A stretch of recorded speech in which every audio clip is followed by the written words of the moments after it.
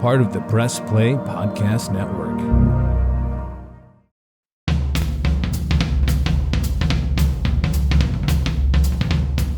Hey, this is your host, Don Mike Mendoza for Producing While Asian, and welcome to today's episode.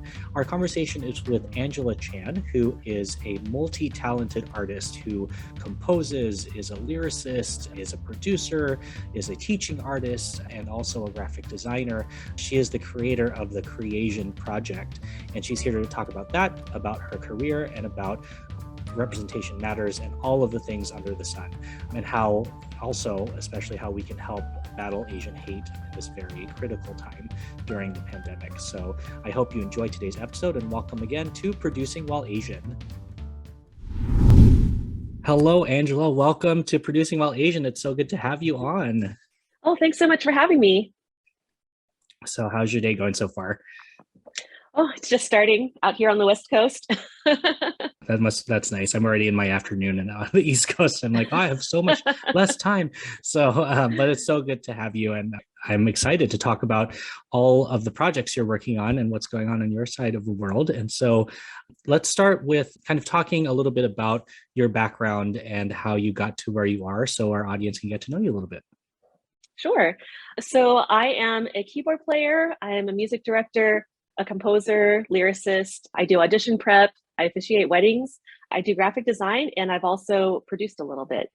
So my background is in piano, actually classically trained. I started playing when I was 4 years old, and I was in the competition circuit for a long time, up till high school. My sophomore year, my piano teacher actually had a stroke. And so that's kind of when I started getting out of that. Wow. But for years I had a really strange relationship with music because I always had to practice all the time.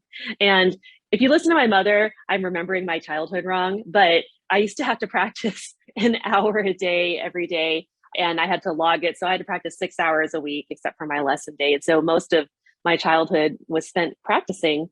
And so, of course, like when you're a kid and you just want to go out and like do stuff, it's not the most fun thing to do, but I had a love-hate relationship with it because I really liked it. I really enjoyed music and I really enjoyed playing. I didn't necessarily like the other things that came with it, but it was a huge part of my life growing up. I played the violin a little bit, the harp. I did French horn in band from middle school all the way up until my second year of college. And then when I got into high school, my last 2 years, I got into jazz band, which I thought was really cool. And so when I was getting towards the end of my high school years, I wanted to go into music, but I didn't know what I wanted to do. Music was kind of all I'd ever known, and classical was all I'd ever known, but I didn't really know like if that was the route that I wanted to go, because the only place for really classical musicians to go is really just competitions. And so when I was graduating, I applied to the School of Music at University of North Texas and went there on a classical piano performance scholarship. But I was still kind of lost, and I still didn't know what I wanted to do. I wasn't good enough at jazz to really be a jazz player. And I was not really into classical enough to be really in the classical department. So I was kind of there for a couple of years before my second year of college. Somebody just asked me to do a musical. A friend in my accompanying class had given my name to a high school drama teacher who was looking for someone to play for their production of Bye Bye Birdie. And I had no idea like what musicals were. We didn't go to musicals growing up. Like the only one I saw, I think professionally, was Phantom of the Opera my senior year of high school. And then I think my junior year of high school, like there was like a musical they did, Guys and Dolls. And I think I saw that and I didn't really know what that was either. And I certainly didn't know that that was a career path. Like I didn't know that they had piano players that did that. And so I didn't really think too much about that. But then once I started getting into it, that first show, like just so many things just clicked into place for me. Like, I wasn't really like, there's something about having the music in tandem with the drama and in tandem with the dancing that just really kind of fed something that I really loved. And so I just kind of got really into it. And from there, like all of a sudden I was just nonstop doing musicals. And so from there, I ended up graduating and doing summer stock. And then I actually ended up going out on the road touring with shows. And that was really interesting because when we say we play keyboards, it's not just playing just an electronic keyboard, which is what Sure. kind of some people think it Yeah. is. It's actually, you are kind of like the fill-in for the orchestra, because you're playing, like, you have to be able to play and kind of mimic the styles and like the timbres of, wind instruments, string instruments, percussion, keyboard instruments. Sometimes when it gets really crazy, the keyboard is also running lighting cues, which thankfully is Wow. rare. But Yeah. sometimes it's running a whole lot of other things that nobody ever told us about. Yeah, that's When you're crazy. getting trained. Yeah. And Mhm. so I did that for a while. I was on the road for about 6 years. And then when I was ready to get off, I moved to Las Vegas and I started playing for shows here in Las Vegas. And at some point, I just decided I met my husband now, and he's from Australia. And so we had gone down to Australia and they had the Australian Fringe Festival. And I was Wow. down there and I was like, their UNLV had done some series of concerts, and I was like, oh, these are not great. But the festival will take them, so they'll probably take anything. And so, like in my mind, I'm always trying to think of, as entertainers, there's a lot of expenses we can write off. And I thought, how can I find a way to write off our next trip to Australia? And so I thought I could Oh, just got it. create a show and we could do it down there and then we could write off the whole trip. Actually, I enlisted the help of a horn player that was at the Lion King that I had actually known for years before when he was in touring and booking at the AFM office in New York. And he was interested in helping write the book. And so we got together and we wrote a kind of like a 1 hour, one act show called Legacy of the Tiger Mother. That was about the relationship between a mother and her daughter and the piano, and the role the piano played in kind of her childhood and growing up and their relationship. And we ended up taking that to 3 festivals. It was only intended to go to one, but we ended up taking it to 3 festivals, and I ended up producing the whole thing. So I was writing and creating it, but then I also ended up doing like the costume design. I found props. I was doing pretty much all the hats, like marketing, PR, Yeah. because I didn't want to have like a huge budget to do it, but also I was just trying to figure out how everything works, because that's also something that really interests me, is how do things work? Why do people do things? How can I do that? And so from there, like we were able to do the show in a festival in New York. We did it in the Adelaide Fringe, and we did it in the San Francisco Fringe, and we won a Best of Fringe Festival there, which was Oh, super wow. exciting. Yeah. That's And great. so that was kind of like my first kind of toe into producing things. And it was really exciting. It's a lot of work when Yeah, you're kind of like for sure. a one, yeah, a one person operation and you don't really know what you're doing. And so, but that was really exciting. And then since then, like I do a lot of audition prep now for singers. If they have a packet, I lay down audition piano tracks for them to record with. I do a lot of vocal coaching with singers, which I really enjoy. And I work a lot with kids too, because I do a lot of volunteer work, because I think that it's so important for the arts to be in schools and for children to have access to it. And so not just for Absolutely. the appreciation, but just also for the future of the arts. Because if we don't expose, Yeah. the youth to that now, they're not going to know what they're missing. And once they see it, just to see how sometimes it lights sparks inside of them, I think is one of the most exciting things and one of the best gifts that we can give to the next generation going forward. For sure. And it's interesting how you've kind of come full circle now, right? You started with piano lessons and now you're all the way back to volunteering and helping youth, which is really beautiful. That's awesome.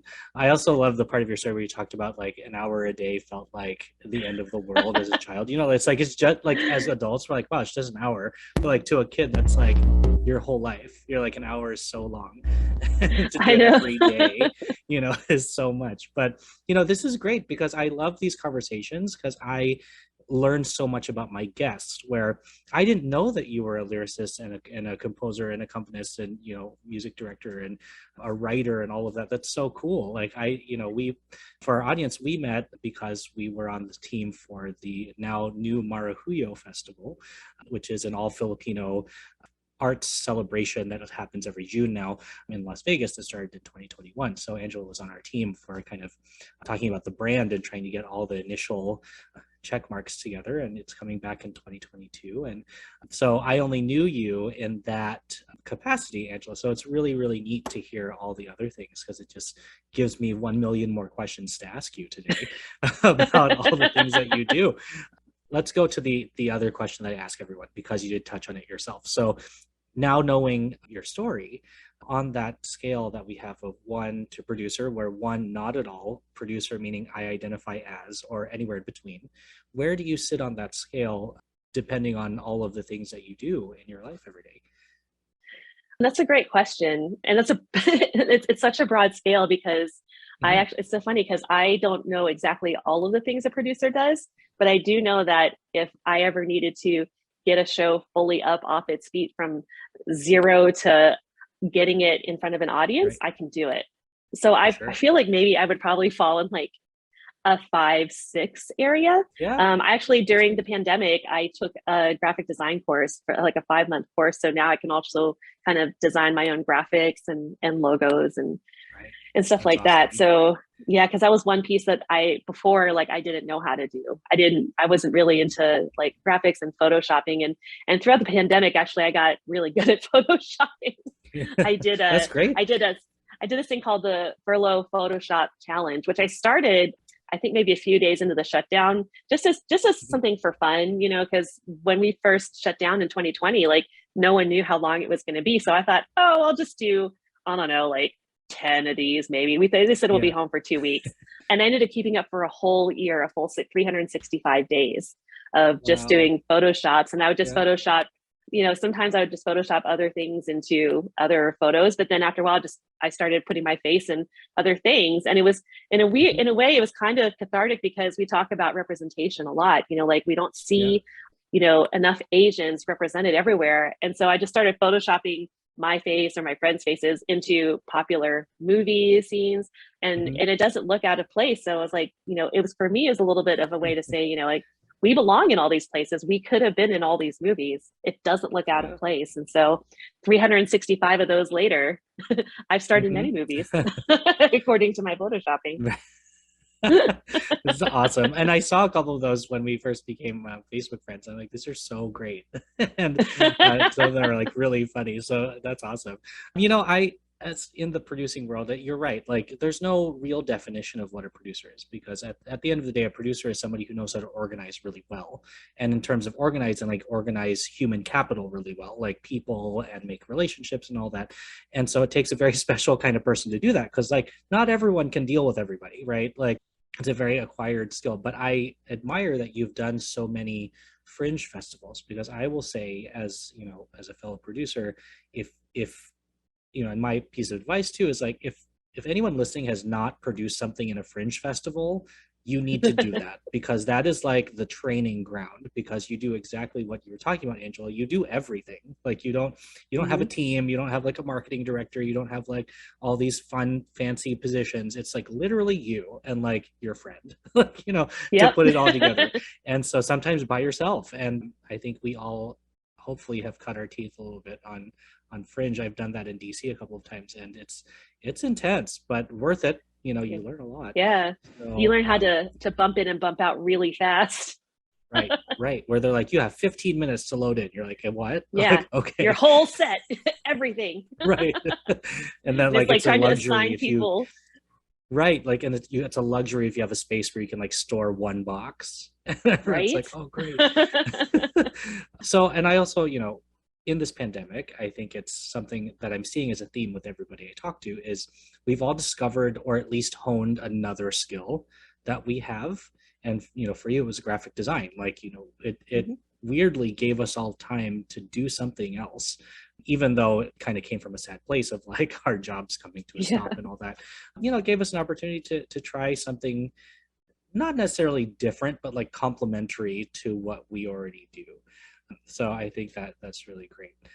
So tell me, like, in your fringe journeys, what's the biggest lesson that you've learned through that time? Ooh, well, it's funny because like when we were traveling to all these things, like I had been being on the road touring on sometimes really small bus and truck tours really teaches you how to kind of compact everything.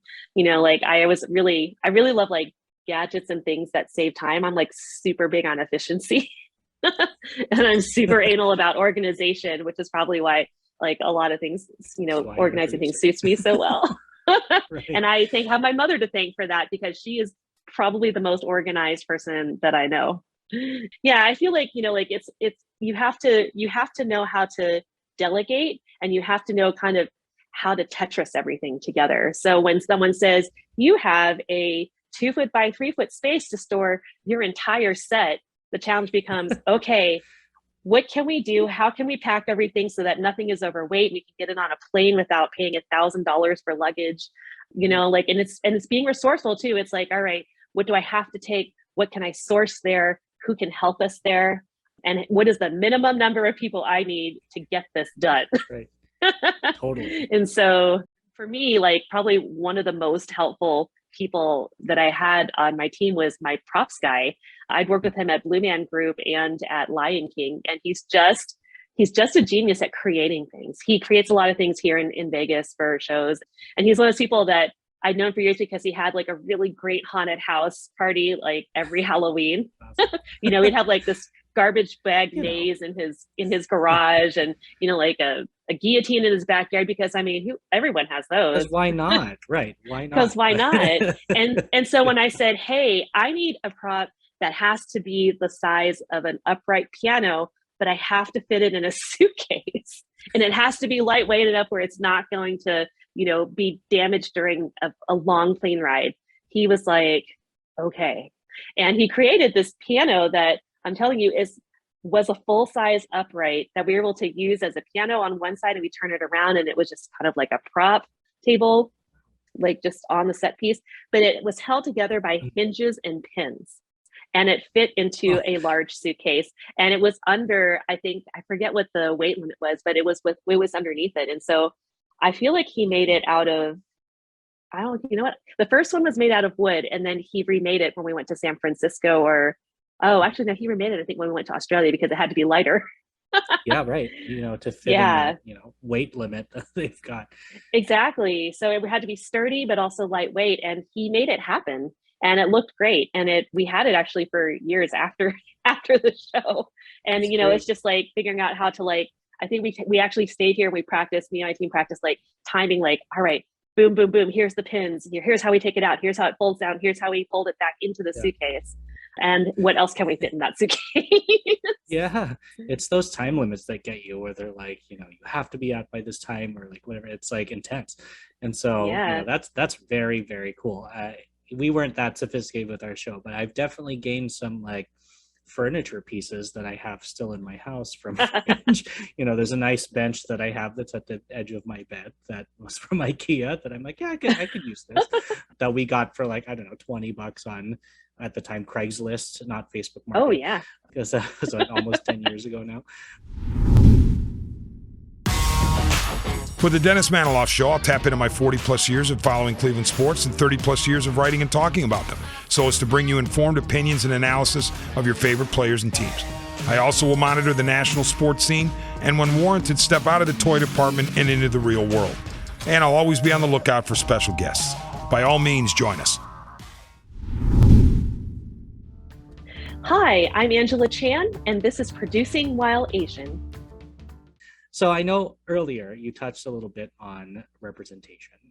And so that kind of gives me a good segue into my next question, which is kind of now going through or getting to this point in your career and kind of talking about representation in the sense of like having our youth see themselves in media.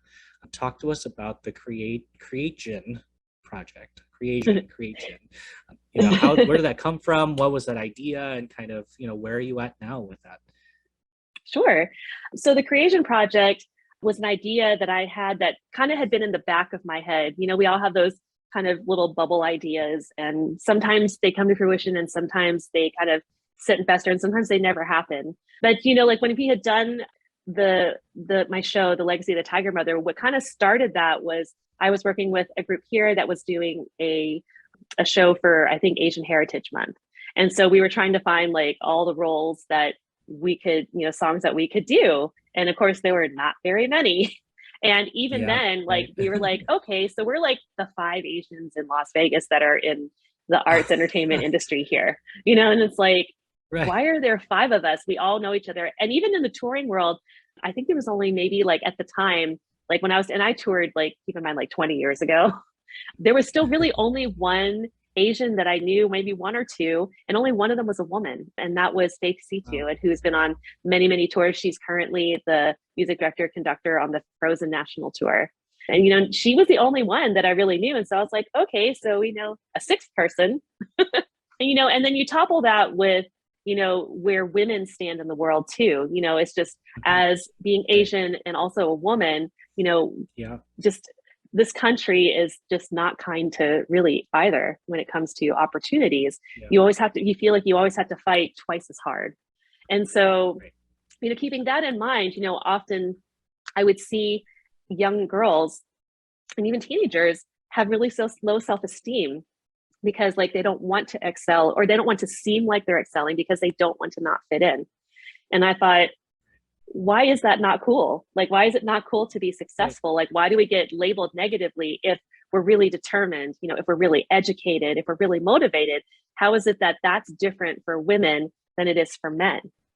So, and we joked around about a little bit, among some friends about so-and-so is a determination, and I thought, okay, that's funny, but why does that have to be a bad thing? How can I turn that narrative around so it's a good thing, it's a positive thing, something that we can be proud of? And so the seed for that kind of started there. And, I didn't really know what I wanted with it, but I just thought, how can we have something that empowers women? We don't have any superheroes either. And so that's kind of where that idea sort of started. And it took a couple of years kind of sitting in the back of my head before I really was like, okay, I think I'm ready to go do something about it. And so I was talking to an old roommate of mine who is, I believe she's a graphic designer and illustrator up in New York City.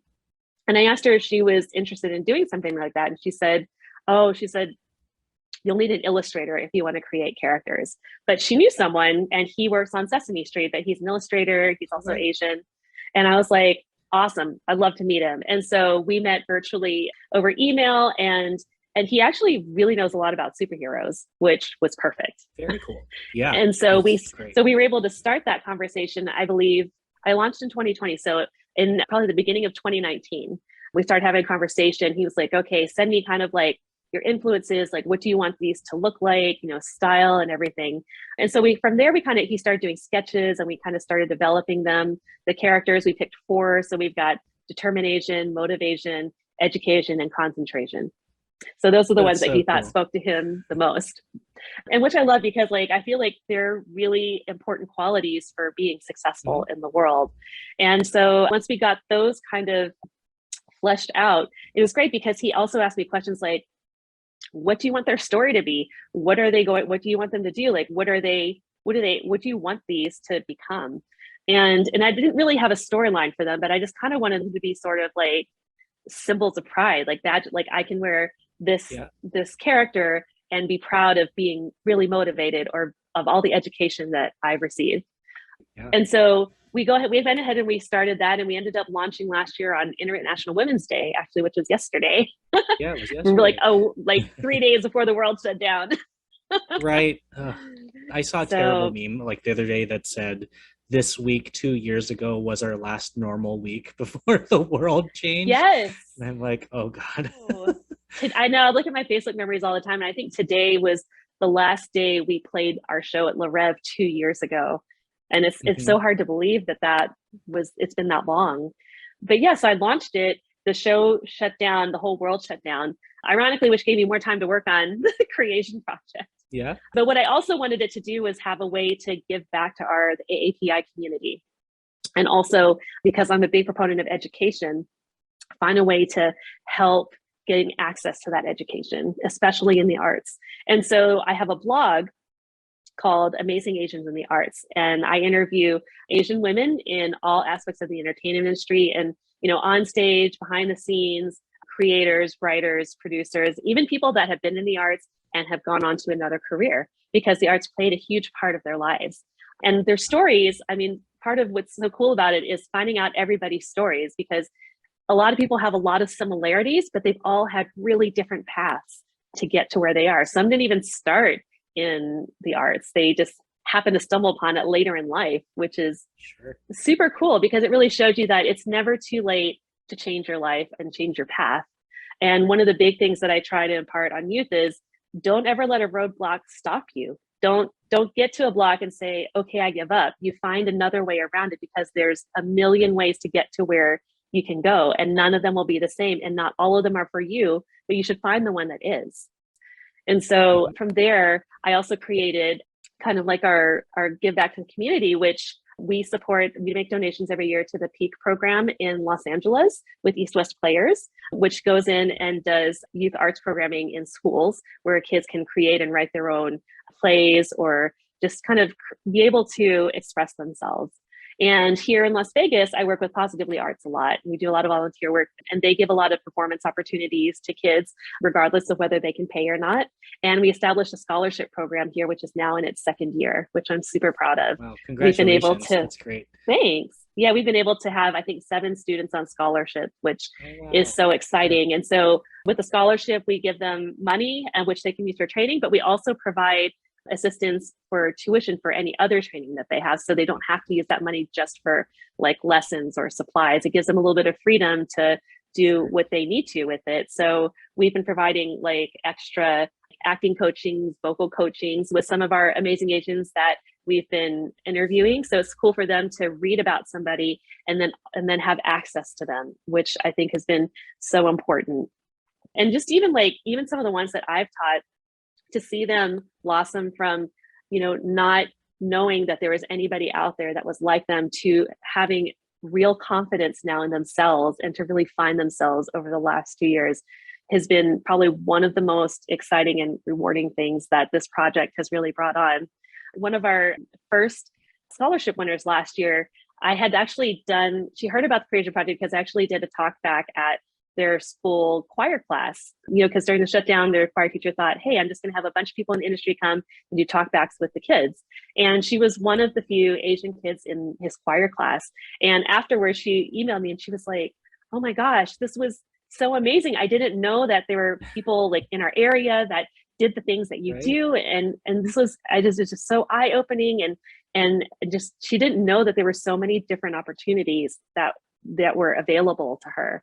And I think about it, when I was her age, I probably didn't know that either. I didn't know. I definitely didn't when I was a kid. Like, definitely. I know. I feel like if I knew then what I know now, I probably would have tried to get here a little quicker. Yeah, absolutely. Because because I admit when I was 18, I thought what I was supposed to do, when I say in quotes, what I was supposed to do was go to college, maybe do music, get married, have kids, be a stay-at-home mom. Like, that's what I thought the world was. And it's weird because, my parents didn't really push that on me. In fact, my dad was really the opposite. He was just like, don't you? Yeah. A lot of tough love for my dad. But, he was always just like, you need to be better. I don't care what anybody else is doing. It only matters what you're doing. You need to set the standards higher for yourself. And I feel like that's probably why I set the bar so high for myself. It's just from years of that being, punched into my head. Be better. Doesn't matter what anybody else is doing. It only matters what you're doing. And it's really true. It doesn't matter. Especially when we look at the world right now, the state of things in our country, it really does matter. How can we be better? It doesn't matter that, someone over here is setting the bar so low. Someone over here is spewing hate. The question is, how can we be better? How can we rise above that? And how do we get everything else to also rise above that? And part of that, I think, is just learning how to create your own opportunities, which is a lot of what the Cre8sian Project is. It's creating your opportunities. It's opening your mind to the other all the available options to you, and not letting you be stopped because you realize there is a whole community that you can rely on that can help you get there. Because every single person that I have interviewed in my blog has been so wonderful. And, it's just, they're so open to, oh, wow, we can network and we can help each other. And what can we do to help each other? It's really, I just passed, I think 100, my 100th blog feature, which means we're now over 100 Asian women in the industry that I didn't know existed. Great. I'm going to have to read more of your blog so I can be like, who can come on Producing While Asian? There you go. I feel like you've been doing what I'm also trying to achieve with this podcast, which is just being a resource for other people like us, and even people who aren't like us, who are looking for our community. I think that one of the biggest goals that I have, and I'm sure you probably have the same, is to to help beat down the idea and the quote of that you hear all the time of quote unquote, I couldn't find them. Like Mhm. where I'm looking for a certain demographic of people and I couldn't find them. So I'm going to go into the default and, cast or hire someone who's not from that community, even though my original goal was to find someone from there. Mhm. So I think it's invaluable what you're doing. So congratulations on passing 100. That's fantastic. Thank you. Thanks. Yeah, that was really, really exciting for me because when I realized I got there, I was like, wow, that's a lot of work. Yeah. But if you enjoy it, right, it doesn't feel like it. You're just having conversations with really interesting people. And then that's where Yeah. you go.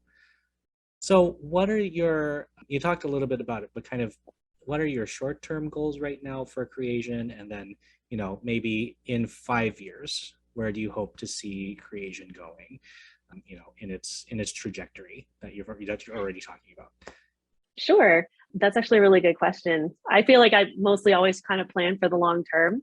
In the short term, I guess like it's to kind of help provide, just like resources, access, and even assistance to students here in the Las Vegas area, the AAPI students, to help them kind of get where they're going. Long term, I would love to keep expanding that so that we can do that in more cities. I would love to help support more organizations that support the AAPI community in the arts, especially because I feel like as Asians, it's so hard for us to even break into this, not just by, casting barriers, but even just with family support, because for me to even be in the arts was a huge struggle with my family. Like my dad was like, you want to do what? And I think he had, because I wanted to be a musician, I think he had visions of me in like the New York subway with like hobo gloves and like a keyboard and like a tip hat. I don't think that he thought busking on the subway.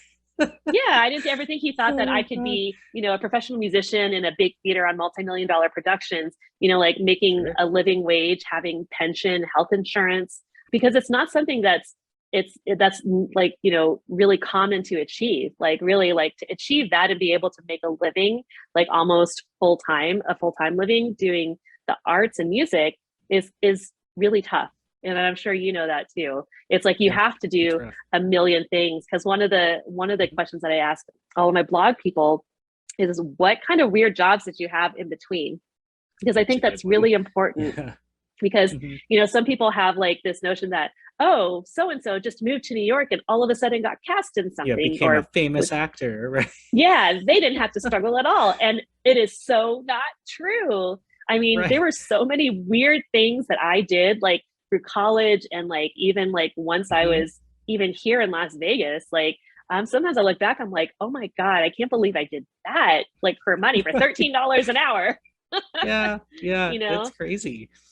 It is. And that struggle is real. And I think it's important that we acknowledge that too, because it is part of the process. It's not, this business is not for everyone, but for the people who think that they want to be in it, they should know, like, okay, you might have 12, 13-hour days. You might have to practice, more than an hour a day, which I do when I have to, what do you like? And one of the important things is knowing yourself, like knowing, what you need, like learning how to figure out how to say no and still be professional about it, and really just also, especially after this pandemic, is showing people how to take care of yourself.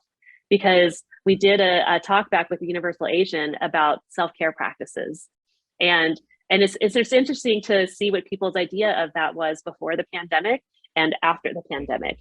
We think it's like, oh, I just went and had a massage. I had a spa day. I was like, went out with, my friends and we had a meal and drinks. But after the shutdown, that really changed for everyone. I think we all had a chance to really stop and look really deep into ourselves and say, what do we need? Like, what do we feel is the minimum that we have to function to be our best? And so, it's like, now I think about it, there's a lot of things that I did before that I won't take now. And I think a lot of people have found that as well. Like, I'm not going to go and work for somebody who won't tell me how much they're going to pay me, who I had to chase down for, 2 months every time they get my money, who won't treat me with respect, which is, I think, one of the biggest things. Like, we have to be treated with respect for what we do. It's part of being professional. And so teaching those things to young people is a big part of what I want to do. And hopefully in the long term, help those children who turn into adults really be confident in themselves, be confident in what they want, and learn how to say yes to things that are good for them and no to things that are going to be bad for them, and recognizing how to tell the difference and really refining that process for themselves.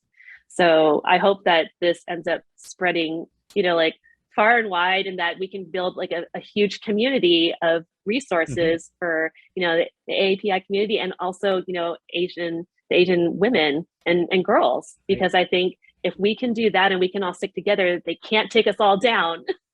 Yeah, absolutely. Yeah. And I think the other thing too, like the third tier of all of that, is because in Asian culture, it doesn't matter what ethnicity you are, we're taught that failure is bad, that it's really bad. So I think the other thing that we're also all collectively working on is, at least our generation now, is like communicating to younger folks that if you do fail, it's okay, and B, that it will lead to something else that was actually meant for that time, or for you in that time. It's not the end of the world that something didn't work out, or that you were rejected from something, or that a project didn't go as you thought it would, because we just have that cultural expectation that must be perfect, must be the best, must be the top, because that's just how most of us were raised.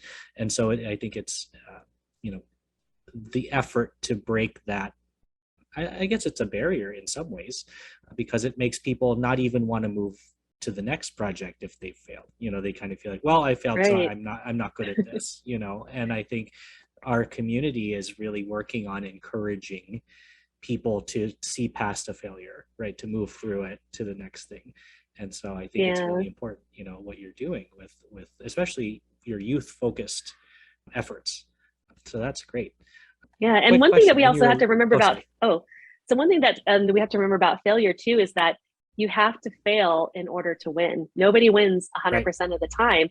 And I think one of the key things to that is when you do fail, to not look at it as a failure, to look at it as a learning experience. Okay, this didn't work out this time. What could I have done differently? And I think it's funny because when I was younger and I did competitions, I played a lot of video games. Like I had a Game Boy and I would bring it with me to competitions to keep my hands warm, because those batteries would get kind of hot. Which when I think about that, that's probably maybe not the safest thing ever. Yeah. But I think sometimes like playing those video games, like you don't pass the level, you go back, you do it again, you do it until you pass it. And I think that we kind of have to look at, when something doesn't work out for us, we have to just hit it again. What can we do differently? Because, as we say, like, if you don't change something, how can you expect a different result?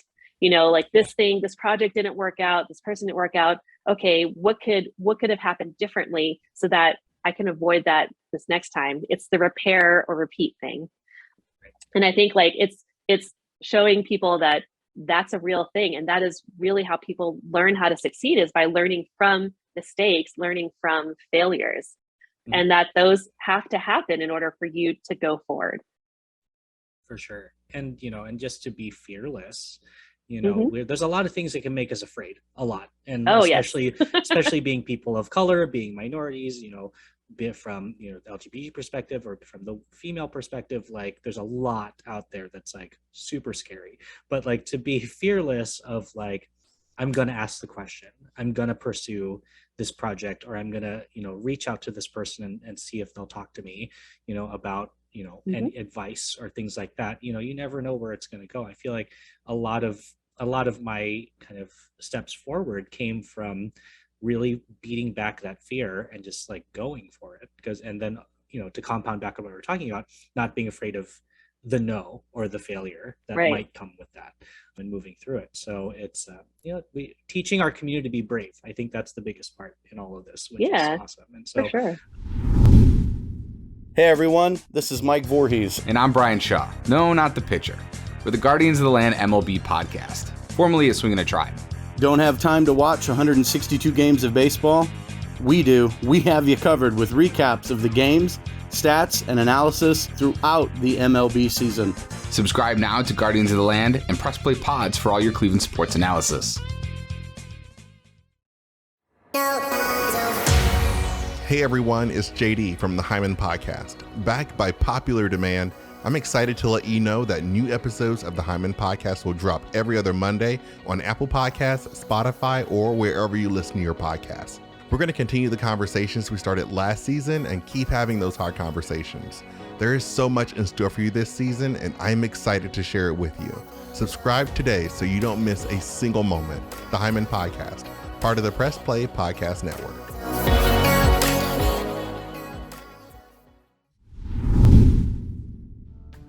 Hi, I'm Angela Chan, and this is Producing While Asian.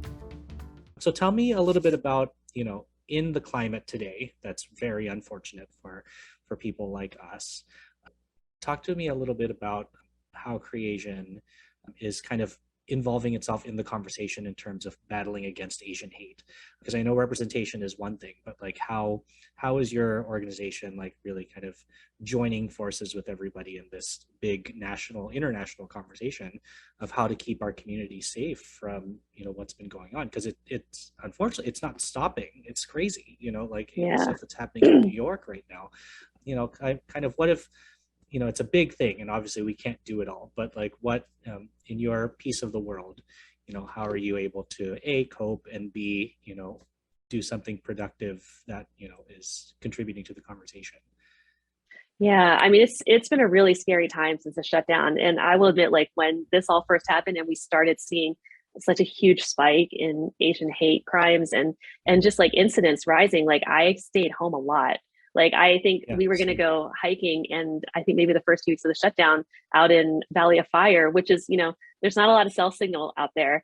And I had a dream, like, I think maybe the night before, that just like, like we were accosted and we were beat up and just kind of left there laying and bleeding. And so we didn't go. And it's really terrifying because, I think about my family, my parents, my dad's not, he's not the most aware of his surroundings, and he lives in Texas. And, I just had this fear that he was just going to be walking somewhere one day or going to a restaurant and something would happen to him. And so it was kind of terrifying for a long time. And especially even now that COVID it's still part of our lives, but it's still kind of dying down. It's like, I still see things and I still find out about things that are happening to people. Right. And so what I try to do is I kind of try to monitor, like, where things are happening, where can we help, what kind of resources can I offer to people who, maybe they need to help, walking home from their show at night on the subway, especially. And, and it's just being able to be a resource when we see things happening that we can say, okay, let me help you. Let me connect you with this organization that I've seen that's been doing things. We contribute to Stop AAPI Hate. It's just being aware and just trying to raise awareness of things that are happening so that we can all, better communicate with each other. Because really it all comes down to see something, say something, if I see something is happening, I think, okay, how can I help that? What can we do here to help make that situation better, to help give some relief to, somebody who may need it, whether it's financial, whether it's emotional, whether we just need to give, support and say, hey, I'm going to have someone so-and-so reach out to you and they can help you with this, whatever it is the person is going through. And so really that's kind of what we're doing here. Like if someone needs to find an organization that, maybe will help them, if they're having to care for a parent or something, or, they need assistance, walking somewhere, we're here to help with all of that. People just, have to ask the question. And sometimes when they don't, if I see it, I'll ask the question. And sometimes I think that's kind of, all we can really do, spread the word, help each other. Mm-hmm. I mean, I agree with you in like kind of the early pandemic, and even in the first year of it, like I did the same. Like I have a lot of older family members. Like my mom is the youngest of my oldest family members here, and she's in her 60s.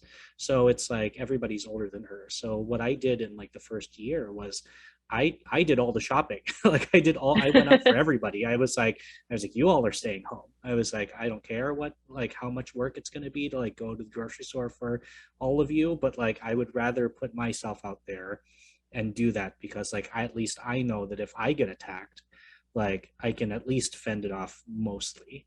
I was like, you guys could not, and it would probably end up in something horrible. So, I had that same fear of like, I myself was afraid to go out, but I was more afraid for like my parents, for my aunts and uncles that were, much older. So, and luckily, I don't know, it's community to community. Like I'm here in Pittsburgh, and it's changed a little bit, and knock on wood, there haven't been a lot of reports of things like that, but you never know. And it's kind of staying vigilant and keeping like you said, spreading the word and keeping everybody aware. And so being a resource, a guide to resources even is even that is the simplest thing we can all do to make sure everybody at least knows where they could go, to find help or report anything that they might seem suspicious. But in the logo for Cre8sian, why the number 8? Tell me about that. Oh, because 8 is, in the Chinese world, is a lucky number. We always see it like, lucky 888. And I just kind of I like puns. So, Cre8sian, I thought that 8 fit really well into it. And so that's why that's in there. And actually it's funny because we used to have the whole word, the Cre8sian Project, as our logo. And about a year ago, my illustrator was like, I think it just needs to be a symbol, just something someone sees, like the bat signal, someone sees and knows.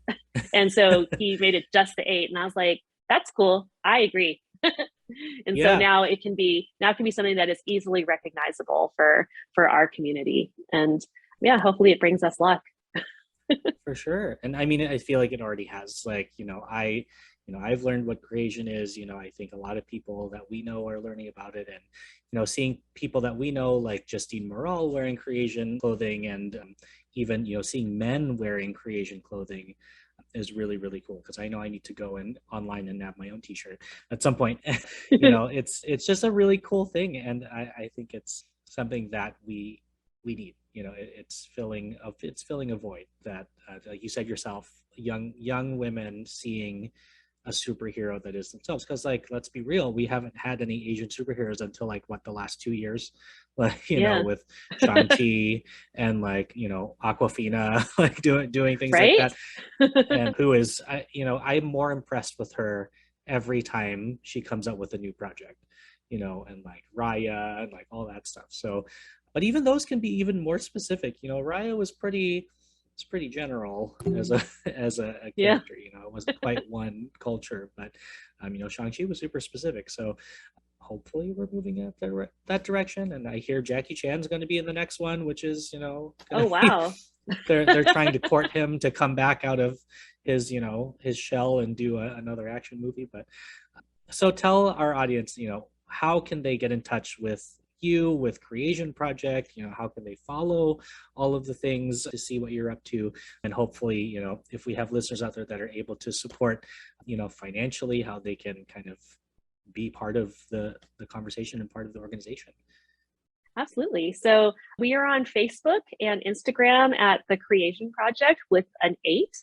So you can find us there. Our website is www.thecreationproject.com. That's where all of our merch and all of our blogs are. We also have contact information there if you want to send us a message. So if you have an organization that you would like us to help support, we have been sponsors for things like the 72-hour film festival film shoot, the Colorado Dragon Boat Film Festival, and just other events that support the AAPI community. And we would love to support more of them. So if you have any ideas, you can shoot us a message there on Facebook, through the website, or through Instagram. Very cool. And then also, if you want to hire Angela as your accompanist or your music director, do that too. I feel like I want to connect, if you don't already know them, would love to connect you to 2 other music directors that have been guests before. Have you met Stephen Cuevas and Ted Arthur at all? Oh, I think I met Stephen when he was here doing the festival, because they actually rehearsed in our garage. Oh, that's so funny. Yeah. Yes. So Stephen, so that's where you guys were. I was like, where were they rehearsing? They were in our garage because we actually, because we actually have it's so funny. It was so lucky. The fall before the pandemic, we have a 3-car garage, but my husband is a percussionist and a drummer, so he has a lot of gear, and so there isn't room in our house for it. So we converted the 2-car side of our garage into kind of like a rehearsal space. So he has so much gear. There's a marimba, xylophone, vibraphone, timpani, chimes, everything in there. But we'd also double it as a rehearsal space, which during the pandemic was really nice because we could just roll up the garage door, have fresh air come in, and still be able to do things like rehearse and have people sing in person, which was so important because, as you know, like with Zoom, like the Zoom and singing and music, there is no way to put that all together. I mean, sometimes you're just like, is their sense of time terrible, or is that the internet lag? It's so hard to tell. And especially at the time when Zoom wasn't letting like multiple sounds happen at once. Like I think it's starting to, but at that time, like you could not. Like you had to be like, okay, well, I'm going to play some notes, and then I'm going to mute myself, and I'm going to hope that you heard that and like can repeat it back to me. But the reason why I bring them up is that we had conversations in the last season of Producing While Asian where they want to connect with more AAPI female identifying music directors and lyricists and musicians. And so maybe one day we'll have an episode where I have the three of you on and we just talk shop about the music side of the theater world and how there needs to be even more AAPI representation in that. So keep that in mind. we'll revisit that idea for sure.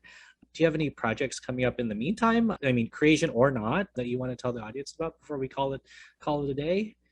Oh, sure. Well, next month, I'll be actually heading up to Seattle for about 2.5 months. I'll be working on a new show that the Seattle rep is doing called Bruce. It's written by Richard Oberacker and Rob Taylor, who actually live here in Las Vegas. Richard is the music director at CA, the Cirque du Soleil show at the MGM, and Rob was in Showstoppers here at the Wynn, but he's played in many shows and tours like all around the country and has played on Broadway in New York. They're a brilliant, brilliant writing team. And they wrote Bandstand, the musical that was on Broadway a few years ago. And so now they have a new one called Bruce, which is about kind of the behind the scenes backstory to the making of the movie Jaws. And Bruce was the name of the mechanical shark. Gotcha. So, I was like Bruce Springsteen. No, but what's actually really exciting about it is the music team. So I'm going to be the associate music director. The music director is going to be Lily Ling, who actually is the first female conductor on the Hamilton tours. And I actually interviewed her on my blog, I think last year or the year before. And so it's super exciting to finally get to meet and work with somebody that I kind of only have met virtually. And so it's super exciting because I think now that we're seeing who like the rest of the team is, there's a lot of women on this creative team, and that's so awesome. Exciting. And it's super exciting to be on a music team where we're both Asian, Asian females, because that I don't know that I've ever worked on a show where that has happened for me personally. I've never heard of that happening before. I could just be ignorant, but like, you usually hear about that, but I have not. So that's fantastic. So good to have you on this podcast then, because we can say the first, all female music direction team for a new musical that's AAPI. We've had half of the team here. So thank you again, Angela, for your time today. And we'll look forward to keeping updated on Bruce and everything awesome that Cre8sian's doing. And please stay in touch. And we'd love to have you back again to talk more about other things in the future. But good luck with everything. Yeah, thank you so much for having me on. This was so much fun. See you next time. All right, thank you so much. Thanks for listening to today's episode of the Producing While Asian podcast. Our theme song was created by Luckstock. We're produced by Press Play Podcasts, and the show is edited by Michael Santos Sandoval. If you have a moment, please leave a rating and a review, and send any ideas you have to producingwhileasian@gmail.com. To follow us, stay updated, or to read our blog, visit www.producingwhileasian.com.